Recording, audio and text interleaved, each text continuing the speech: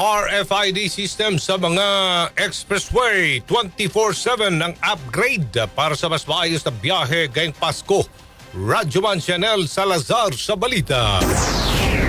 Tiniyak ng Toll Regulatory Board na patuloy ang pag-aayos at pag-upgrade ng RFID system sa mga expressway upang maiwasan ang matinding traffic sa papalapit na Kapaskuhan. Sa Bagong Pilipinas ngayon, sinabi ni TRB spokesperson Julius Corpus na mas bumilis na ang pagbabasa ng RFID matapos i-upgrade ang mga kagamitan at sistema ng mga toll operators. Iilan na lamang anya mga issue kagaya ng unread RFID tags at agad itong inaaksyonan ng mga naka-standby na technicians at RFID personnel sa mga toll plaza. Layo ng mga hakbang na ito na maiwasan ang mahabang pila at pagsikip ng trapiko sa mga RFID lanes, lalo na ngayong inaasahan ng pagdagsa ng mga biyahero bago ang Pasko. Kasama mo sa DZXL RMN Manila, Radyoman Chanel Salazar, Tatak RMN.